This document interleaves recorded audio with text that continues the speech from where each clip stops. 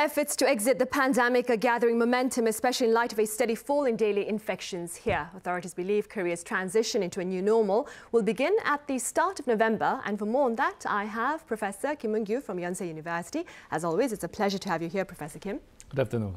I also have Professor David Kwak from Soon Chun Hyang University. Thank you for being here, Professor Kwak. Good afternoon, Sunny. Now, Professor Kim, the daily tally appears to be on a decline here in Korea. As my colleagues who I mentioned earlier, we have just a little above 1,000 cases on this Monday. Professor Kim, is the worst over? I hope so. If we look at the data by the cases per million, it's now below than 30. It went over 30 at the early August, so it took about 2 months, I guess, and now it's getting lower. It's a good news. The highest point was 50 cases per million, which was in the end of September, and that was the 2 weeks after the start of the long Chuseok holidays. So as we expected, Chuseok might have some contribution to have a fourth wave in Korea.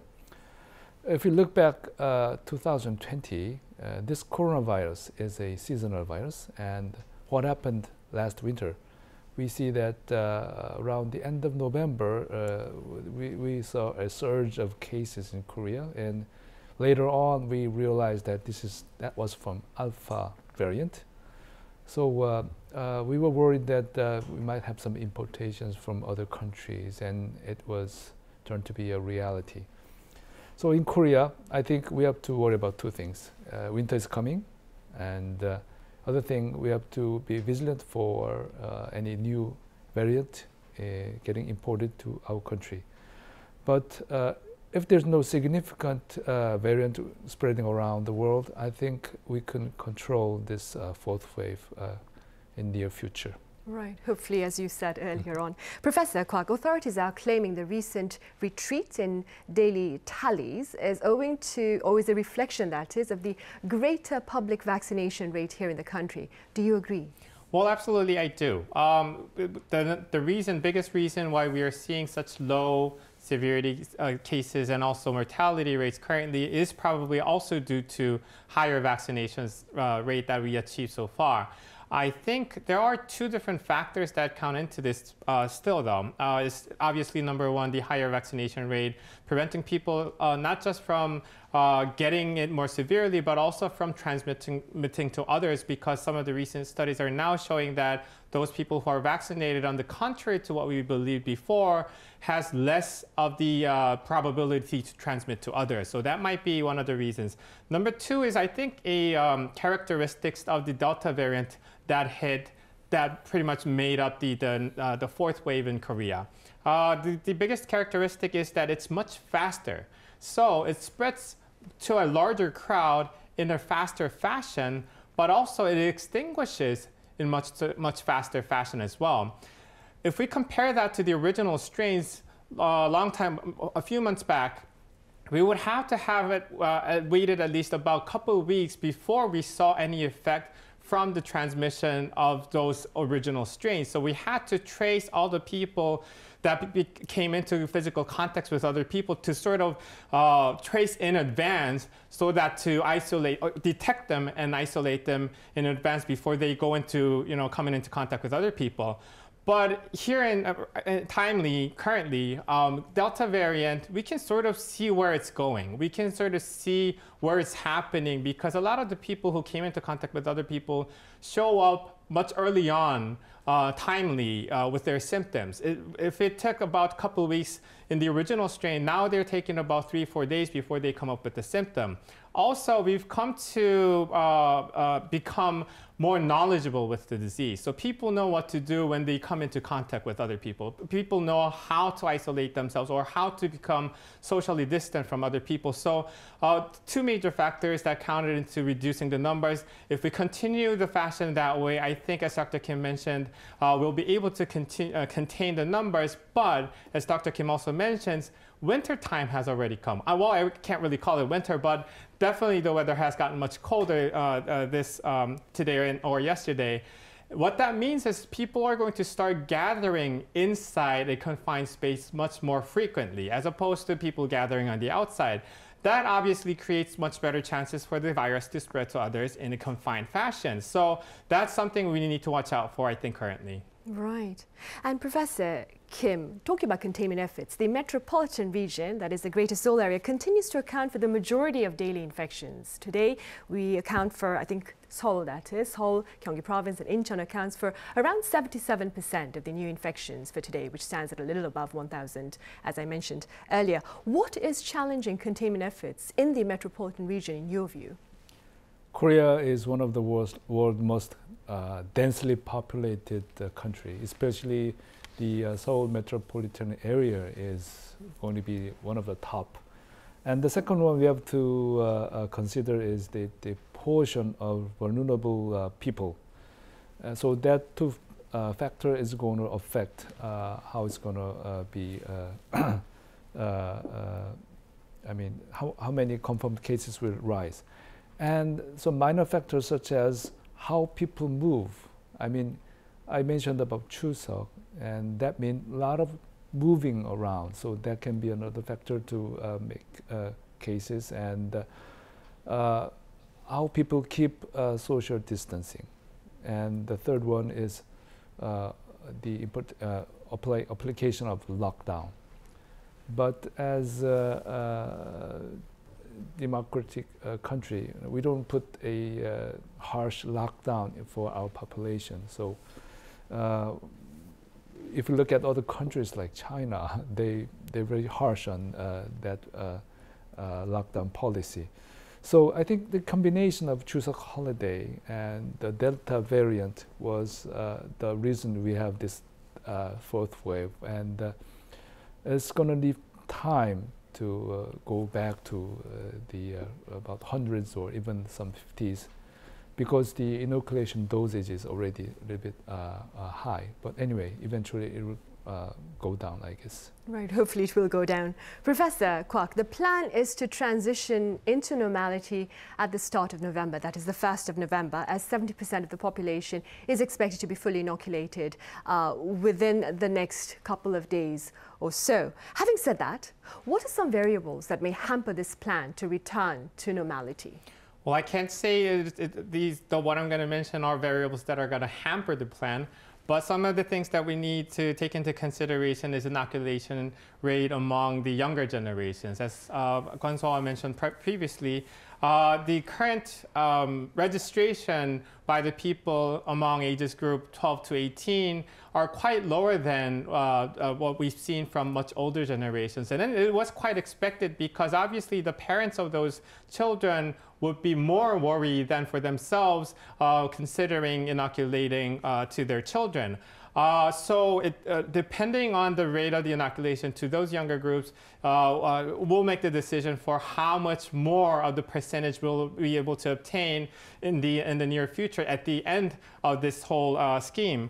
But also, aside from that issue, I think whether or not we actually start to have more severe patients coming off of the original spread will also sort of pave the way for what we plan in the future. Because we've only seen about numbersome cases of death cases daily compared to hundreds of cases that happened before. We're relatively seeing much lower death rates currently. But if that was to start increasing for any reason at all, that may make a huge impact on us making plans for the future, and may actually hinder the steps we're taking towards becoming normality that we had before. Now, the third, this might be probably politically the biggest step that we have to face, is the college entrance exam that's coming up in November. People are claiming if we were to start opening up too early, prior to the college entrance exam, that can affect the date or the people who are going to take the exam on the day. And because it's a major event in the country, that may also hinder the plans that we're making differently. So some of the factors that the government will probably and obviously will take into consideration before making any plans for easier restrictions that we see in the future. Right. Well, that upcoming test is indeed very important because study cafes, that is, even here in the capital region, will open until midnight for those students who are studying for that test, of course. Professor Kim, also starting on this Monday, Korea has in place what it hopes will be the last set of social restrictions, tough social restrictions, that is. Do you see these latest restrictions, guidelines, as perhaps serving as a litmus test of sorts to see whether or not the country is ready for a gradual return to a new normal in the future, in the near future? Other countries such as Israel and UK, they already went through this kind of process and they encountered a surge of cases. And if I mention one more country, that will be Singapore. And they say they're going to continue that policy. They're going to give up that zero corona policy. And if we sum up those experiences, we might have to maintain this kind of quarantine measure somehow until the college entrance test, as Professor Kwak mentioned. But after that, it's going to be a big challenge. Are we going to follow those countries that I mentioned, or are we going to have our Korean way to ease our quarantine measures? But anyway, we have to ease this social distancing somehow. So the speed of the decline might not be that fast as we expect, or even we might have some increase in some cases because we're facing a winter season. Right. And Professor Kwak, with regard to social gatherings, as we mentioned earlier, authorities have allowed for a greater number of people to gather, provided the party includes fully inoculated individuals. Now, given the cold weather, as you mentioned, and given the tendency of people to gather indoors, what are your thoughts on this allowance? My personal take on this, really, frankly speaking, I don't think there's going to be much change made by the changes in the numbers that are allowed to gather, because relatively speaking, it's a relatively low increments of number that they're increasing or easing in a sense for the people to gather. And they're still requiring at least half of the gathering to be fully inoculated. That's really not much of a big difference from what we had before during the strictest social distancing guideline we had. So I don't think it's going to really change the fashion of the pandemic that we are currently facing, because people who did abide by the guidelines still would abide by it. People who make their own ways to go around it will still try to do that. I think the most important part, or the most important point that the government is trying to make, is that we need to have at least half of the people fully inoculated to come into place. So we need to remember that, number one. But also at the same time, they're making a little bit of changes to the time length of how late we can meet until. And there have been much discussion or controversy whether or not that should be that way, because people are still gathering during the daytime as much as they would have done in the night, and only increasing the time how much they can gather at night really does not make that much of a difference if they make 2 hours extra time to allow for the people. I'm pretty sure by allowing only 2 hours less currently would have still limited those people who would have gotten together at nighttime. But still, figuratively speaking, the 2 hours extra time they would have to gather for themselves would not make much of a difference. I think we have to focus more on physicality, physical characteristics of the virus. So we have to be concerned more about what kind of confined space or what kind of ventilatable space that they gather in, make limitations and restrictions to those physical characteristics, in addition to the requirement of a certain percentage of the people being fully inoculated, rather than just controlling the time matter. Right, right. I remember, Professor Kwak, you've frequently spoken about the importance of ventilation of confined spaces. Professor Kim, so starting on this Monday again, our vaccinations for teenagers aged 16 and 17, we'll get to them in a minute. But first, we also have pregnant women who start their vaccinations today. Could you tell us a bit more now about the efficacy and safety of COVID-19 vaccines for expecting mothers? First of all, if you get COVID-19 during pregnancy, you have a higher rate of premature delivery and low birth weight. It's about 1.5 times higher compared to people who did not get COVID-19. And you also have a 6 times higher possibility to have a severe COVID infection, the mothers. And even about 13% of the baby catch COVID-19. But there is no evidence that this COVID-19 causes congenital anomaly, so that's something good. If we confine to a pregnant woman, we have a risk group inside that group. If you're age more than 35, and if you have some kind of comorbidity, such as diabetes or severe obesity, that means you're a little bit high, you have a higher risk for getting severe COVID-19 if you get it. And if we look at the vaccines, I think the side effects is similar to general population for pregnant ladies, And they say there's no adverse effect for the baby. They say it does not increase the miscarriage rate, and they say there's no problem with the breastfeeding. So that's a good thing. But if we divide the pregnancy period to 3, the first trimester is very sensitive time, and some countries do not recommend that vaccination at the first trimester. And I think most of the doctors in Korea, they're not going to push this vaccination for pregnant ladies. And we need to accumulate more data for these ladies, and if we have enough evidence that we can say, okay, you have to get this one because this is more beneficial than harmful. So it's going to take some time, I think. Yeah. Right, so we need more data then. Yep. Professor Kwak, for those expecting mothers who do decide to get their COVID-19 vaccines, what are some precautions prior to the vaccination and perhaps after inoculation? Well, Dr. Kim pretty much laid out the basics and the logistics of what we should face in pregnant mothers. As Dr. Kim mentioned, there were limited studies that showed no higher side effects in pregnant mothers who are less than 20 weeks into their gestation.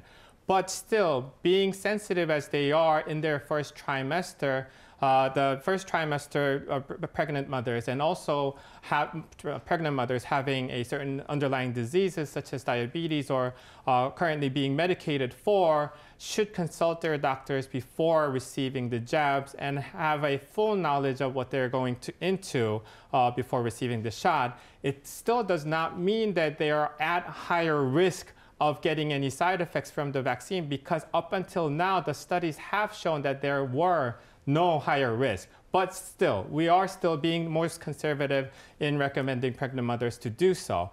But also afterwards, vaccines, as Dr. Kim also mentioned, pregnant mothers or breastfeeding mothers, they are clearly at higher risk of having severe disease and mortality rates if they were infected with COVID-19 compared to other regular populations. So it is still much more beneficial for the pregnant mothers to receive vaccines. So let's remind ourselves, it's still important to receive it, but before receiving the jabs, they should consult talk to their doctors and be fully knowledgeable about what they're receiving. Right. Now, Professor Kim, earlier on you spoke about how post-inoculation symptoms for pregnant women were just like those experienced by their non-pregnant counterparts. Then what can pregnant women who have perhaps received the inoculation do to ease physical discomfort such as the fever? Can they take a painkiller? Well, there was a report from JAMA that included more than 7,000 pregnant ladies, and they checked for the side effects. In conclusion, I would say it's almost similar to general population, such as pain on the arm and fatigue and fever and some chilling sensation. It's almost not so specific compared to other age group. Generally speaking, we are very cautious when we get pregnant. You don't try to take medication. You try to stay without medication as far as you can. But medically, there are categories of drugs. There's A, B, C, and X. So if it belongs to A, that means it's kind of safe. If it belongs to X, it's prohibited. And I would say that one drug named acetaminophen, it has another name, Tylenol, that belongs to category A, so it's relatively safe for pregnant women to take that medication. I see. But every time you don't know what to do, you have to ask your doctor, and that's the wise way of taking the pills or not. Right. And Professor Kim, talking about safety again, so like I mentioned earlier, teenagers aged 16 and 17 receive their vaccinations today. Could you tell us a bit about the safety and efficacy of vaccinations for these teenagers? Pfizer is the only shot that was approved above 16. And Moderna, AstraZeneca, Janssen, they all approved for age more than 18. So side effects, until now, side effects happening in children is almost similar to adults. There's no difference. And if you're allergic, you don't have to take it. You have to be cautious. Well, as I work in an emergency department, I say that if you are expecting a big exam, try not to get so tired. I mean, if you're going to have vaccination, you better take some time of rest and then take the vaccination, because if your condition is poor, the side effects of this vaccination is going to be amplified. And if you have underlying health conditions such as heart problems or cancer or whatever, you have to be careful. And all of these situations should be discussed with your own physician. And the last thing I want to mention is the myocarditis, and it happens after the second shot, within 7 days after the second shot. If you have chest pain, then you might have a chance for getting myocarditis. But chest pain is not the only symptom of it. You might feel fatigue. You might feel shortness of breathing. So if you have this kind of problem within 7 days after the second shot, that's the sign you have to see the doctor. Right, so shortness in breath, chest pain and fatigue. Yep. I see. All right, Professor Kim, as always, thank you very much for your insights. And Professor Kwak, thank you for being with us today. Thank you.